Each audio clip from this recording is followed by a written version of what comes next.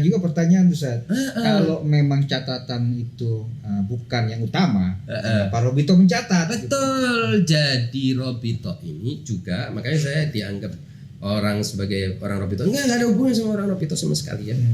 Jadi yang menjadi persoalan oknum ya. Kalau resmi mungkin tidak ada. Kalau ada yang resmi silakan tunjukkan, karena itu sudah fatal kebodohannya.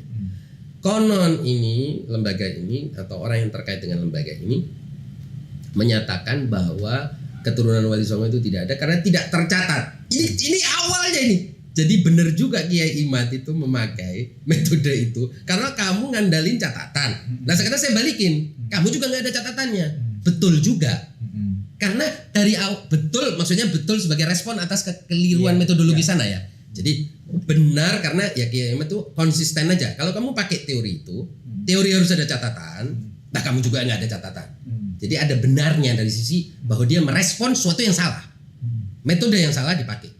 Dan metode yang salah kalau dipakai terus akan menimbulkan kesalahan. Diaplikasikan terus-menerus akan menimbulkan kekeliruan. Nah Robito itu tidak bisa menafikan keturunan Wali Songo. Tidak ada catatan bukan berarti tidak ada keturunan, bro. Ini penting buat Robito juga. Jangan pernah menyangkal itu. Nah, konon menurut orang Robito tidak ada penyangkalan resmi. Kalau ada penyangkalan resmi lebih parah lagi. Makanya saya bilang kalau ada penyangkalan resmi ya harus dirombak itu semuanya. Ini sudah nggak benar di awal. Menafikan keturunan hanya karena tidak ada catatannya di mereka.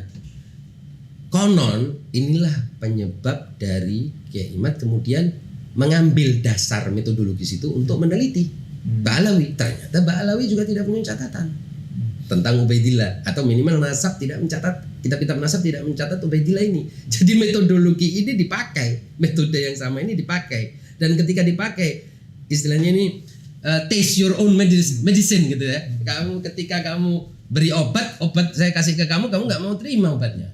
Nah lalu kalau sampai sekarang masih catat, kenapa Ustaz? Masih nyatat, terus masih istilahnya ada verifikasi Habib-Habib palsu gitu kan? Nah, makanya ini yang harus ditekankan bahwa catatan bukan dasar untuk menetapkan sesuatu, tapi syuhra dan istifadhah.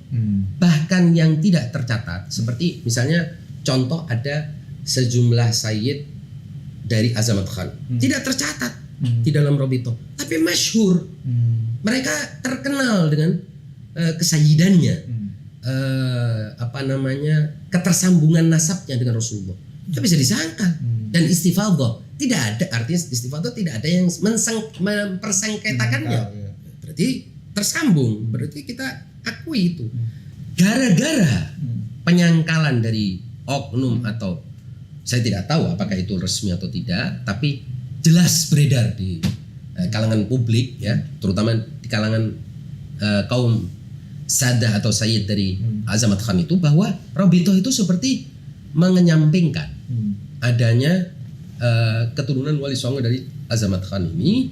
Inilah penyebab dari ya katakanlah reaksi balik. Nah, kalau kamu tidak menganggap kita karena tidak ada catatan, lah ternyata kamu juga tidak ada catatan. Hadhihi bitilka, kalau katanya orang Arab itu ada hadhihi bitilka wal badi'u adlam. Ini karena itu, karena kamu sendiri, tapi kamu yang memulai itu yang lebih zalim gitu kan. Tit for tat ya. Tit for tat. Nah, oleh sebab itu ini harus dirontoki. Ini nggak boleh diterima ini bahwa pencatatan dan catatan dan kitab nasab itu adalah dasar penetapan nasab. Ini tidak bisa dipakai. Yang harus sebagai satu-satunya. Sebagai pelengkap oke, sebagai komplement terhadap apa yang disebut sebagai syuhra, istifadhah, istishab, qaidatul yad dan lain sebagainya, itu dulu dasarnya, yaitu keterkenalan, ketermasyhuran, keterakuan, acceptability ya, atau legitimasi, itulah yang dasar. Dan kalau itu sudah ada, selesai.